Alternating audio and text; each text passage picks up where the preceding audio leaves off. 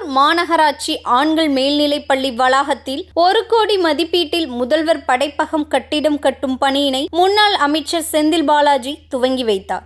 இதில் மாவட்ட ஆட்சியர் தங்கவேல், சட்டமன்ற உறுப்பினர்கள், அதிகாரிகள் கலந்து கொண்டனர். பின்னர் செய்தியாளர்களை சந்தித்த முன்னாள் அமைச்சர் செந்தில் பாலாஜி, ஓரணியில் தமிழ்நாடு முன்னெடுப்பு, கரூர் மாவட்டத்தில் 30% மேல் உறுப்பினர்கள் சேர்க்கப்பட்டுள்ளனர். எதிர்க்கட்சியினர் அவதூறுகளை பரப்பி வருகின்றனர் என்றும், வரும் 2020 சட்டமன்ற தேர்தலில் திமுக மகத்தான வெற்றி பெறும். நாங்கள் வீடு வீடாக சென்று திமுக அரசு செய்த திட்டங்களையும் சாதனைகளையும் பொதுமக்களுக்கு எடுத்து சொல்லி விருப்பம் உள்ளவர்களையே களத்தில் உறுப்பினர்களாக சேர்த்துள்ளோம் என்றும், எதிர்க்கட்சியினர் ஆட்சியில் இருந்தபோது கரூர் மாவட்டத்திற்கு ஒரு திட்டங்களை கூட செயல்படுத்தவில்லை. அவர்கள் எப்படி பொதுமக்களை சந்திக்க முடியும்? திமுகவின் அசுர வேகத்தை கண்டு அவர்கள் அவதூறுகளை பரப்பி வருகின்றனர். கடந்த 5 ஆண்டுகளில் கரூரில் எந்த பகுதிக்கும் நலத்திட்டங்களை அதிமுக ஆட்சி காலங்களில் கொண்டு வரவில்லை. அதனால் பொதுமக்களை நேரில் காண அச்சப்பட்டு எங்கள் மீது வீணான அவதூறுகளை பரப்பி வருகின்றனர் என